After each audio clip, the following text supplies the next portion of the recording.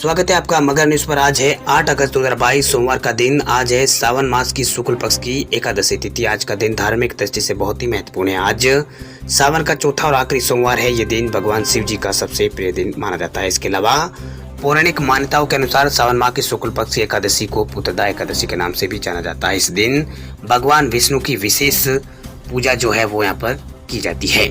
वही एकादशी व्रत सभी व्रतों में श्रेष्ठ माना जाता है। इस दिन व्रत का विशेष महत्व है। ये व्रत निसंतान दंपति की मनोकामनाओं को पूर्ण कर देने वाला माना गया है। आइए बात करते हैं आज की ताजा खबरों के इस अपडेट में। देश भर की तमाम बड़ी और काम की खबरों के साथ ही सरकार की ओर से आज लिए गए कुछ महत्वपूर्ण फैसलों, जारी किए गए कुछ नए नियमों की। तो इस वीडियो को अभी से लाइक करें और चैनल को सब्सक्राइब करके घंटी के निशान को दबा दें। चलिए आगे बढ़ते हैं आज की बड़ी खबरों की तरफ। तो बड़ी खबर देखिए, अब ट्रेन टिकट और होटल बुकिंग कैंसिल करने पर देना होगा ज्यादा चार्ज। बुकिंग कैंसिल करने पर भी लगेगा जीएसटी। अब आपको ट्रेन टिकट और होटल में कमरा बुक काफी सोच समझ कर करना चाहिए। ऐसा इसलिए क्योंकि अब बुकिंग रद्द करना आपकी जेब पर काफी भारी साबित होगा। इसका कारण है बुकिंग कैंसिल करने पर लगने वाले चार्ज पर जीएसटी का लागू होना। दरअसल जीएसटी के नए नियमों के मुताबिक बुकिंग कैंसिल करना एक प्रकार की डील से मुंह करना जैसा है। वे डील कैंसिल करने पर जुर्माना भरना पड़ता है, यानी अब ग्राहक को जुर्माने पर टैक्स देना होगा। गौरतलब है कि काफी समय से इसको लेकर विवाद भी यहाँ पर चल रहा था। वित्त मंत्रालय ने स्पष्ट कर दिया है कि कैंसिलेशन सेवा को इसमें जोड़ा है, तो इस कैंसिलेशन चार्ज पर जीएसटी अब देना होगा। वित्त मंत्रालय के टैक्स रिसर्च यूनिट ने इस संबंध में सर्कुलर भी जारी कर दिया है। इसके मुताबिक ग्राहक ने बुकिंग करते समय जिस दर से जीएसटी अदा किया था, कैंसिल करने पर उसी दर से कैंसिलेशन चार्ज पर जीएसटी देना होगा। बात करते हैं अगली खबर की। तो ड्राइविंग लाइसेंस बनवाने वाले लोगों के लिए बड़ी खबर देखिए, अब आसानी से बन जाएगा ड्राइविंग लाइसेंस। नियमों में हुआ है बड़ा बदलाव। दिल्ली सरकार ने हाल में ही ऑटोमेटेड ड्राइविंग टेस्ट ट्रैक में बदलाव करने का फैसला किया है। ये फैसला टेस्ट में फेल हो रहे ज्यादा लोगों को सहूलियत देने के लिए किया गया है। दरअसल परिवहन विभाग के अधिकारी ने बताया है कि विभाग ने इस मामले की जांच के लिए एक टीम का गठन किया था, जिसने कुछ नियमों में कुछ बदलाव करने का सुझाव दिया था। जो नए नियम है वो 8 अगस्त यानी आज से लागू हो जाएंगे। वह अधिकारी ने बताया कि ऑटोमेटेड ड्राइविंग टेस्ट ट्रैक पर ज्यादातर लोग टेस्ट देते वक्त फेल हो जाते हैं। इससे लोगों को काफी यहाँ पर परेशानी का सामना करना पड़ रहा था। इसलिए यहाँ पर लोगों की सहूलियत के लिए नियमों में बदलाव किए गए हैं। इससे ज्यादा से ज्यादा लोग टेस्ट पास हो सके। हालांकि इन सुधारों में रोड सेफ्टी से किसी तरह का कोई भी समझौता नहीं किया गया है। दरअसल उम्मीदवारों को ड्राइविंग टेस्ट में फेल होने से लाइसेंस लेने वालों की ज्यादा पेंडेंसी है वो बढ़ रही थी। फेल होने की वजह ये थी कि ट्रैक के आखिरी सर्कल पर चौड़ाई कम थी, जिस पर ड्राइवर को यहाँ पर स्पाइरल रूट पर जाना पड़ता था। ऐसे में लोगों के पैर है वो जमीन पर रखने पड़ जाते थे और वे फेल हो जाते थे। वैदिका ने कहा है कि जो लोग फेल हो रहे थे उन्हें कई हफ्तों तक टेस्ट के लिए अगली तारीख नहीं मिलती थी। इस वजह से जो पेंडेंसी है वो यहाँ पर बढ़ती जा रही थी। वही परिवहन विभाग के अधिकारी ने बताया कि अब आखिरी सर्किल उसकी चौड़ाई को पहले से बढ़ा दिया गया है। इतना ही नहीं, अब उस लाइन पर लोग अपने पैर भी जमीन पर रख सकेंगे। पहले नियम में महिलाओं को भी काफी कठिनाई का सामना करना पड़ता था। इस वजह से कुछ लोगों के लिए लाइसेंस अप्लाई करना लोगों ने यहाँ पर इसके लिए बंद कर दिया था। लेकिन अब यहाँ पर नियमों में बदलाव कर दिया गया है। ड्राइविंग लाइसेंस बनवाने के लिए आपको आरटीओ ऑफिस जाने की जरूरत नहीं है। केंद्रीय सड़क परिवहन और राजमार्ग मंत्रालय ने लाइसेंस बनवाने के नियमों में भी बदलाव किया है। नए नियम 1 जुलाई से लागू कर दिए गए। अब ये काम राज्य के परिवहन प्राधिकरण या फिर केंद्र सरकार द्वारा चलाए जा रहे ड्राइविंग ट्रेनिंग सेंटर के जरिए हो गए।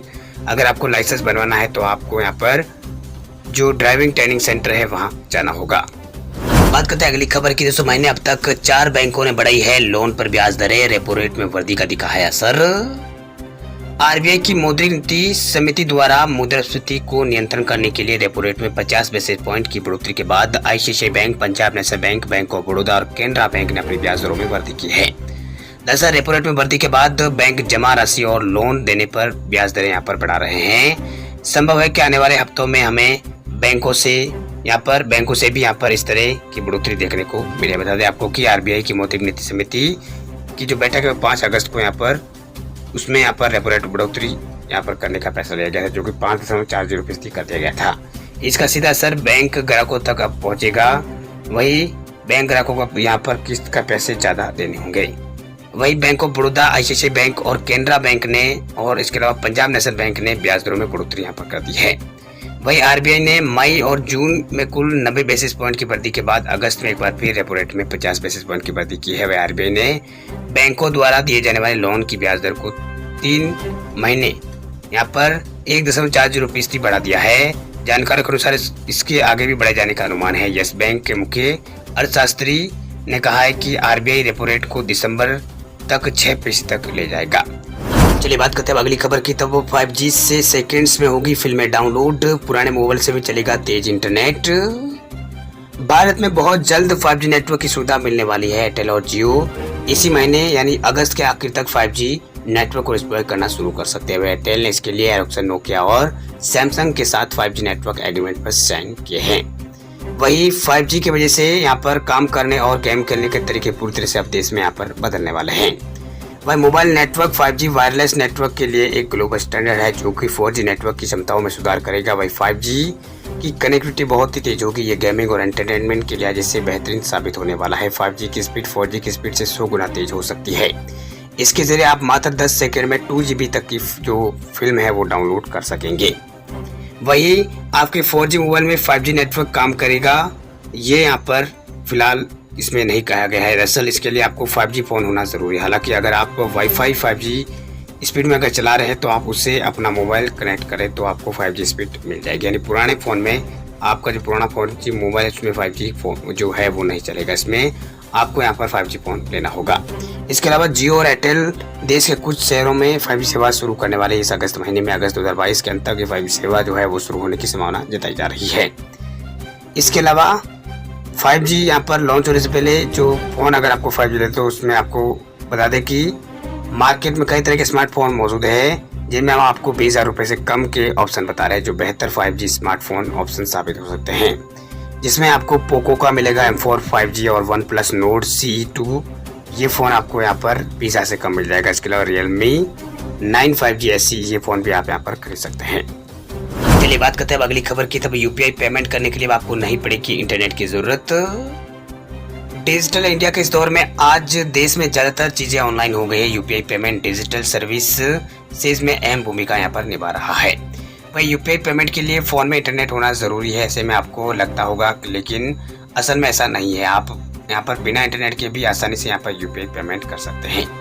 दरअसल बिना इंटरनेट के यूपीआई का इस्तेमाल करने के लिए भारतीय रिजर्व बैंक ने एनपीसीआई या national payment corporation of India के साथ मिलकर एक यूपीआई फंक्शनलिटी की शुरुआत यहाँ पर की है। ये यूपीआई फंक्शनलिटी बिना इंटरनेट के भी काम करेगा। इसमें फ़ोन के लिए डिज़ाइन यहाँ पर जो कीपैड फ़ोन है उसके लिए डिज़ाइन किया इंटरफेस यूपीआई 0 1 2 3 4 पे की तर्ज पर अब किया गया है, जिसके साथ यूपीआई पर बिना नेट के पेमेंट करना मुमकिन हो पाएगा। दरअसल यूपीआई 1 2 3 पे सर्विस का इस्तेमाल करने के लिए सबसे पहले आपको बैंक खाते से आपको यूपीआई 1 2 3 4 पे को जोड़ना होगा। इसके बाद आप डेबिट या फिर क्रेडिट कार्ड का इस्तेमाल करके यूपीआई पिन सेट कर सकते हैं। पिन सेट करने के बाद आप आईवीआर नंबर और रिजर्व बैंक की जो आरबीआई ऐप है उस पर वॉइस साउंड और मिस कॉल यहाँ पर आपको करना होगा। इसके बाद आईवीआर नंबर पर आपको कॉल करना होगा। ये 1 टाइम प्रोसेस है।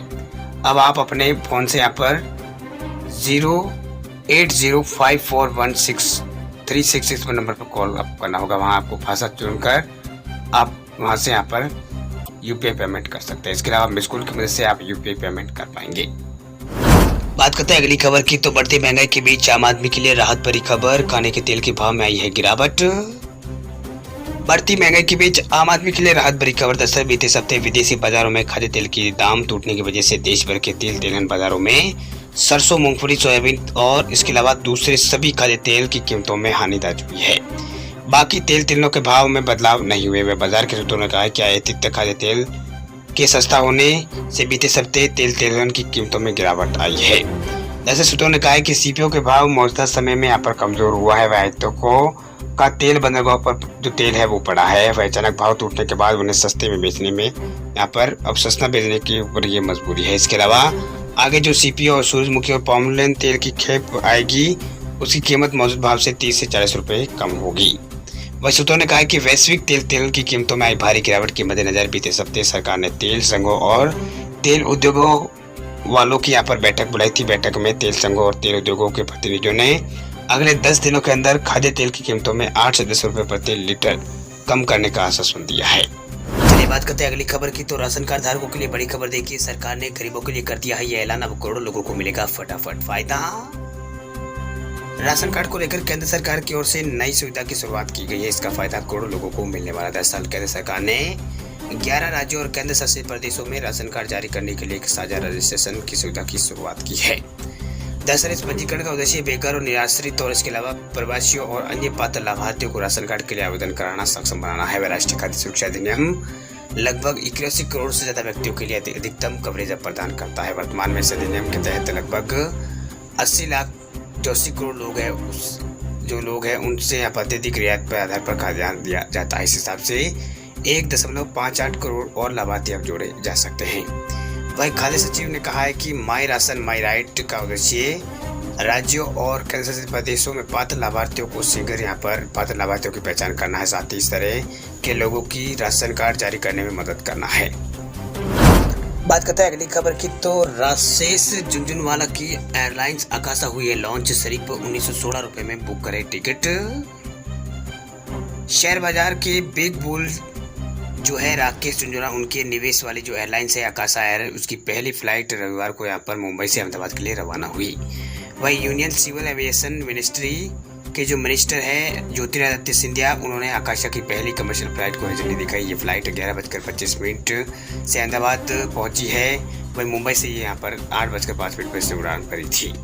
वही फुल बुक्ड फ्लाइट में 189 पैसेंजर्स के साथ साथ कॉकपिट और केबिन में क्रू मेंबर भी यहाँ पर शामिल थे। आकाशा एयरलाइन 13 अगस्त से बेंगलोर पहुंची और 19 अगस्त से बेंगलोर से मुंबई और इसके अलावा 15 सितंबर से चेन्नई और मुंबई के रूट पर भी यहाँ पर जो अपनी सेवाएं है वो देना शुरू हो जाएगी। फ्लाइट का न्यूनतम किराया 1916 रुपये है। वह आकाशा ने खुद लो कास्ट एयरलाइंस की तरह इसे पेश किया है, जो कि स्पाइस जेट, इंडिगो और गोफास्ट जैसी कंपनियां को सीधा टक्कर देगी। बात करते हैं अगली खबर की, तो आईपीओ में निवेश करने वाले लोगों के लिए बड़ी खबर। देखिए, अप्रैल जुलाई के दौरान कुल 28 कंपनियां लेकर आएगी अपना आईपीओ। कुल 45,000 करोड़ रुपए जुटाने की है योजना। सेबी ने वित्त वर्ष 2022-23 में अप्रैल जुलाई के दौरान 28 कंपनियों को इनिशियल पब्लिक ऑफरिंग यानी आईपीओ लाने की मंजूरी दे दी है। वहीं आईपीओ के जरिए कुल 45,000 करोड़ रुपए जुटाने की योजना है। जिन कंपनियों ने आईपीओ के लाने के यहाँ पर मंजूरी हासिल की है उनमें lifestyle retail brand, Feb India और इसके अलावा FHIH और इसके अलावा यहाँ पर फॉक्सकॉन टेक्नोलॉजी समूह की सहायक कंपनी और इसके अलावा कई तरह की जो कंपनियां हैं इसमें यहाँ पर शामिल है। चलिए बात करते हैं अगली खबर की, तो यूपी के 37 लाख से ज्यादा अभ्यर्थियों के लिए बड़ी खबर। यूपी एसएससी ने और पीएटी परीक्षा को लेकर किया है बड़ा ऐलान।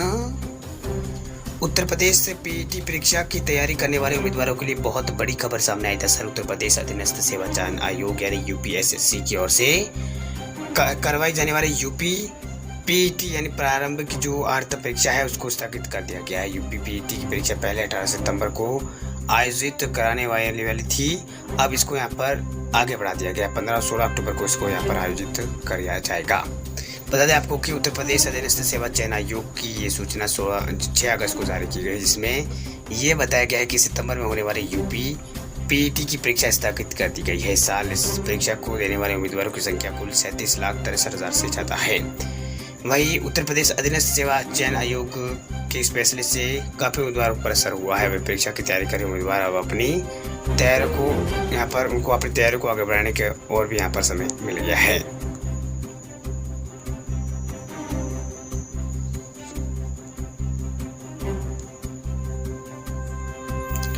चलिए बात करते हैं अगली खबर की, तो गुजरात में अरविंद केजरीवाल ने किया है वादा, सरकार बनी तो मिलेगी मुफ्त बिजली, बेरोजगारों को हर महीने मिलेंगे 3,000 रुपए।